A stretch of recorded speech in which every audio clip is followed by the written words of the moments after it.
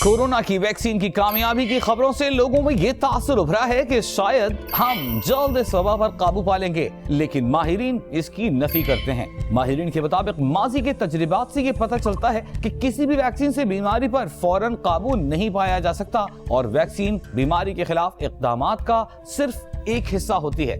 मिसाल के तौर पर बरतानिया में खुन्नाक की वैक्सीन 1942 में सामने आई, काली खांसी की 1957 में और खसरा की वैक्सीन 1968 से देना शुरू की गई।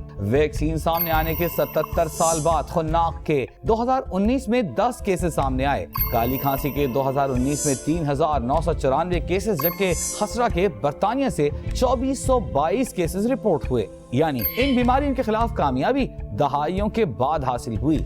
ऐसा क्यों है? इसके लिए पहले वैक्सीन के काम करने के तरीक़े कार को देखना होगा। वैक्सीन हमारे मुदाफ़ियती निज़ाम को किसी भी बीमारी के जरासीम को पहचानने और लड़ने की सलाहियत देती है, जिससे एक फायदा ये होता है कि जरासीम के हमला आवर होने की सूरत में आप शदीद बीमार नहीं होते। दूसरा, इस बीमारी से आपको तहफ़्फ़ुज़ मिलता है और मुतअद्दी मरज़ होने की सूरत में जरासीम के एक शख्स से दूसरे शख्स में फैलने की सलाहियत भी मुतासिर होती है। लेकिन जरासीम की मुंतकिली को रोकने के लिए हर्ड इम्यूनिटी हासिल करना होती है और आलमी इदारे सेहत के मुताबिक हर्ड इम्यूनिटी या इज्तिमाई क़ुव्वत मुदाफ़ियत हासिल करने के लिए 60 से 70% आबादी का क़ुव्वत मुदाफ़ियत हासिल करना जरूरी है। माहिरीन के मुताबिक इसके अलावा कोई भी वैक्सीन 100% मुअस्सर नहीं होती।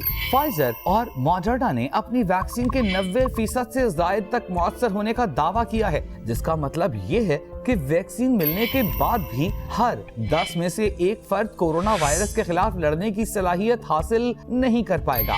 यानी दुनिया भर में 100% लोगों को वैक्सीन देने के बाद भी आबादी का एक बड़ा हिस्सा कोरोना से मुतासर होने के खतरात का सामना करेगा, जिसमें वो अफराद भी हो सकते हैं जिन्हें इस वायरस से अपनी उम्र और बीमारियों के बायस ज्यादा खतरा है। इसके अलावा तिब्बी वजूहात के बायस भी कई अफराद को वैक्सीन नहीं दी जाएगी। ऐसे में बड़े पैमाने पर वैक्सीन प्रोग्राम के जरिए बिलवास्ता तौर पर ऐसे अफराद को कोरोना से बचाया जा सकता है। लेकिन हम ये जानते हैं कि अप्रैल तक सबसे पहले हाई रिस्क ग्रुप में शामिल अफराद को मरहला वार वैक्सीन दी जाएगी, ताकि अमवात और अस्पतालों पर बढ़ते दबाव को रोका जा सके। जबकि जिन अफराद को वैक्सीन नहीं दी जाएगी वो कोरोना की मुंतकिली का सबब बनते रहेंगे। चूँकि कोरोना एक आलमी वबा है और वायरस की मुंतकिली को रोकने के लिए 7 अरब से जायद अफराद को वैक्सीन फराहम करना होगी, जो आसान काम नहीं है। माहिरीन के मुताबिक सेहत का मजबूत इंफ्रास्ट्रक्चर और बड़े पैमाने पर वैक्सीनेशन प्रोग्राम का तजर्बा रखने वाले बरतानिया जैसे ममालिक में भी वायरस की ट्रांसमिशन को रोकना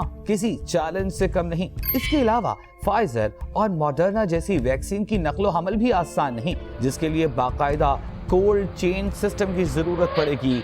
इसके साथ साथ वैक्सीन की इफादियत का पैगाम भी लोगों तक पहुंचाना होगा। ब्रिटिश अकेडमी और रॉयल सोसाइटी के हाल ही में करवाए गए सर्वे के मुताबिक बरतानिया में 36% अफराद का कहना है कि उन्होंने या तो अभी तक वैक्सीन लगाने का फैसला नहीं किया या उनके इस बारे में रजामंद होने के इम्कान बहुत कम हैं, जो इज्तिमाई क़ुव्वत मुदाफ़ियत हासिल करने की राह में मसाइल पैदा कर सकते हैं। ऐसे में उम्मीद अफजा बात यह है कि तमाम चैलेंजेस के बावजूद वैक्सीन के आने से मुख्तसर मुद्दत में हाई रिस्क ग्रुप में आने वाले अफराद को बचाने में मदद मिलेगी। लेकिन ये याद रखना होगा कि वैक्सीन को दुनिया की बड़ी आबादी तक पहुंचने में काफी वक्त लग सकता है और माहिरीन के अंदाजों के मुताबिक जिंदगी को मामूल पर आने में मजीद 2 साल का अरसा लग सकता है। इस दौरान मास्क का इस्तेमाल, समाजी दूरी और दीगर इक़दामात से वायरस के फैलाव को रोकने की कोशिश जारी रखना होगी। माहिरीन इस बारे में भी खबरदार करते हैं कि मौजूदा वबाई सूरत हाल से तो हमें छुटकारा मिल जाएगा, लेकिन कोरोना वायरस हमारे दरमियान मौजूद रहेगा और दीगर वैक्सीन की तरह हमें इसकी वैक्सीन भी लगवाना पड़ेगी।